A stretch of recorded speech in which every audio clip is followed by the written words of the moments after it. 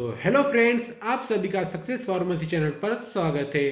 तो आज अपनी इस वीडियो में देखने वाले हैं preparation and standardisation of sulphuric acid. तो चलिए वीडियो स्टार्ट करते हैं। तो पहले देख लेते हैं प्रिंसिपल क्या है इसका।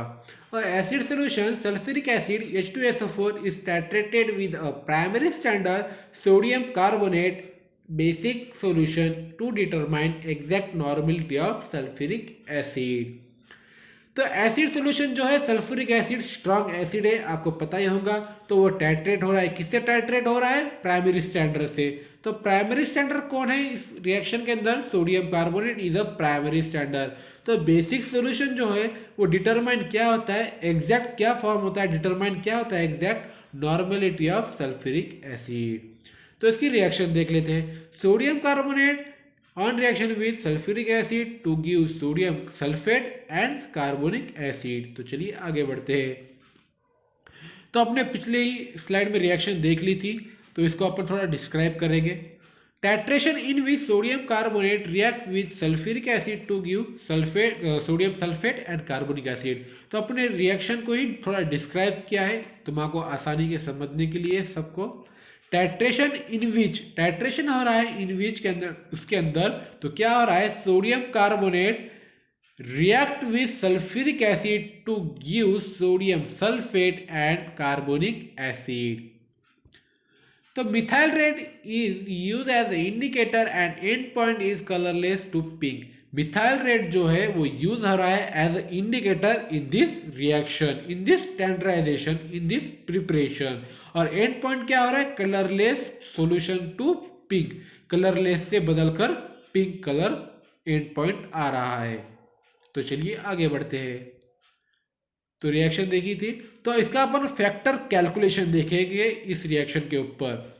तो 1 mole of sodium carbonate is equal to 1 mole of sulphuric acid. तो ये इज इक्वल टू नहीं है, यहाँ पर ट्रिपल बॉन्ड आएंगे। तो 1 normal 1 mole of sodium carbonate. तो कैसा निकालेंगे अपन? तो वो देख लेते हैं। Equivalent weight of sodium carbonate is equal to 1000 ml of 1 normal sulphuric acid. आपको इक्विवेलेंट वेट निकालना पड़ेगा। इक्विवेलेंट वेट कैसा निकालेंगे? आपको पता ही होगा, molecular weight divide by number of replaceable of H plus ion, oxygen ion वगैरह वगैरह। तो यहाँ पर क्या आएगा? तो इसका आपको पता होगा equivalent weight of sodium carbonate 53 gram है, और सोडियम कार्बोनेट इक्विवेलेंट वेट आ रहा है divided by is equal to 1000 ml of 1 normal sulphuric acid. तो यहाँ पर क्या होगा, ध्यान से देखिए। यहाँ पर 1000 ml जो दिख रहे हैं ना, तो वो डिवाइडेशन में जाएंगे 53 ग्राम्स ऑफ सोडियम कार्बोनेट के अंदर। तो इसके कारण क्या होगा, जो डिजिट है 53 का, तो वो लेफ्ट हैंड साइड को जाते रहेगा। तो आपको दिखेगा आगे के रिएक्शनों में। 5.3 grams of sodium carbonate is equal to 1000 ml of 1 normal sulphuric acid. आपको थोड़ा फर्क दिख रहा है, 53 से 5.3 क्यों आया, 1000 से 100 क्यों आया? यहाँ से 1 डिजिट जो 0 10 है, तो वो मल्टीप्लाई में डिवाइडेशन में गए किसके? 53 के।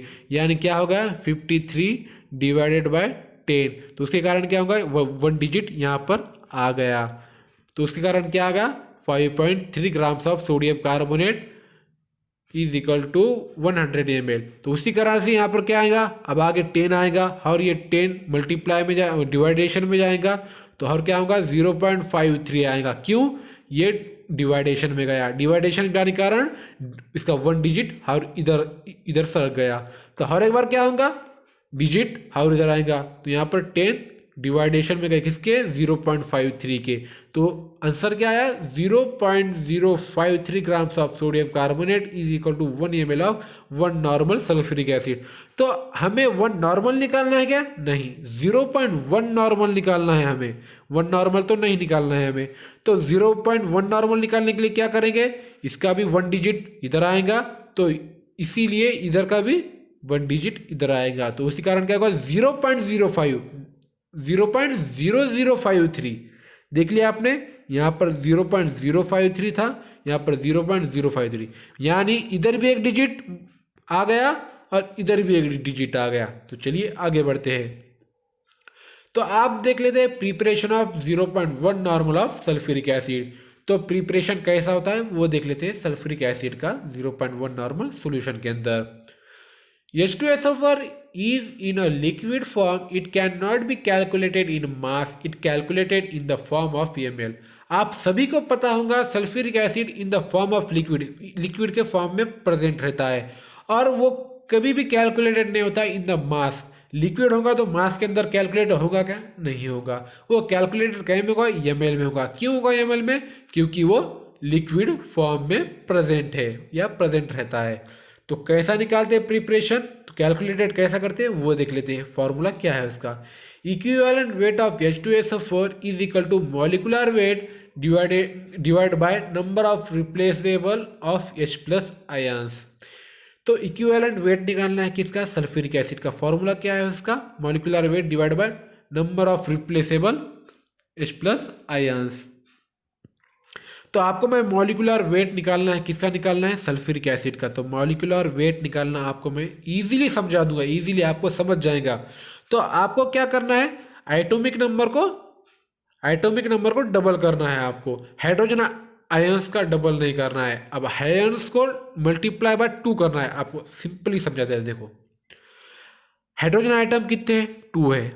एटॉमिक नंबर कितना है? 1। तो ये मतलब मल्टीप्लाई बाय 2 हो जाएगा। कितने होंगे? 1 multiply by 2 is equal to 2। Sulphur का एटॉमिक नंबर कितना है? 16 एटॉमिक नंबर है। 16 एटॉमिक नंबर है। तो उसे पहले मल्टीप्लाई करो, उसके डबल कर देने हैं आपको। सीधे सिंपली डबल कर देने हैं। 16 के डबल 32 हो गए प्लस 32 हो गए। तो पहले आपको आपको क्या करना पड़ेगा? ऑक्सीजन का एटॉमिक नंबर मालूम का चाहिए आपको। कितना है? 8 है उसका एटॉमिक नंबर 8। तो उसको फर्स्टली उसके डबल कर दो। 8 के डबल कितने होते हैं? 16। तो 16 और पर कितने ऑक्सीजन आइटम है यहाँ पर? 4 ऑक्सीजन आइटम है। 4 मॉलिक्यूल ऑफ ऑक्सीजन आइटम। तो 16 मल्टीप्लाई बाय 4 कीजिए तो कितना आएगा? 64। तो यहाँ पर प्लस करके कितना आएगा? 4 plus 2 is equal to 8। 6 plus 3 is equal to 9। तो उसी तरह से यहाँ कितने आ गए? 98 आ गए। तो मॉलिकुलर वेट क्या दिया गया है इसका? फॉर इक्विवेलेंट वेट का फॉर्मूला आपको स्क्रीन पर दिख रहा ही होगा। Equivalent weight of sulphuric acid molecular weight आपने अभी निकाल दिया 98। Number of replaceable of H plus ion. तो इसके सल्फ्यूरिक एसिड के अंदर कितने H प्लस आयन है? रिप्लेसेबल 2 आयन से। तो यहाँ पर क्या होगा? 98 divided by 2 is equal to 49। इसका आंसर सिंपली आ जाएगा। तो इक्विवेलेंट वेट क्या निकल गया सल्फ्यूरिक एसिड का? 49 equivalent weight of sulphuric acid का आ गया। तो specific gravity of sulphuric acid is equal to 1.84 gram पर ml। स्पेसिफिक ग्रेविटी क्या है सल्फ्यूरिक एसिड की? 1.84 ग्राम पर ml। So volume of 49 gram of sulfuric acid is equal to 26.6 ml। जो आपको 49 जो ग्राम दिख रहे हैं उसका कन्वर्जन किया गया है ml के अंदर इन सल्फ्यूरिक एसिड। तो कितना आ रहा है उसका? 26.6 ml आ रहा है। तो concentrated of H2SO4 reagent grade is about 97% pure form में होता है। जो कॉन्सेंट्रेटेड सल्फ्यूरिक एसिड जो होता है वो 97% प्योर फॉर्म में रहता है। 97% में। तो चलिए आगे बढ़ते हैं। Actual amount of concentrated H2SO4 required for 1 litre of 1 normal H2SO4 solution. तो वो कैसा निकालेंगे देख लेते हैं। Actual amount of concentrated H2SO4 100 divide by 97% तो प्योर है। 100 डिवाइड बाय इंटू 26.6। तो ये क्या था? आपने कन्वर्जन किया था किसका? 49। इक्विवेलेंट वेट क्या आया था सल्फ्यूरिक एसिड का? 49। तो 49 का आपने कन्वर्जन ml में किया था। क्यों? क्योंकि इन द फॉर्म ऑफ क्या है ये? Sulphuric acid in the form of ml। तो उसका कन्वर्जन कितना किया था हमने? 26.6। तो इसका टोटल कितना आ रहा है? 27 0.43 ml। तो क्या आया ये? Actual amount of concentrated H2SO4 required for 1 litre of 1 normal of H2SO4। अपन आपने निकालना क्या है? 0.1 नॉर्मल। तो इसीलिए क्या आएगा यहाँ पर?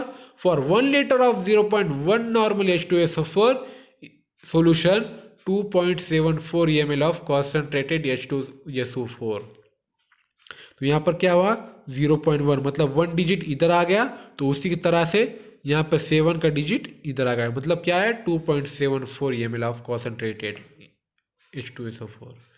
तो आपको वीडियो अच्छी लगेगी तो वीडियो को लाइक कीजिए, शेयर कीजिए, कमेंट कीजिए और चैनल को सब्सक्राइब ज़रूर कीजिए।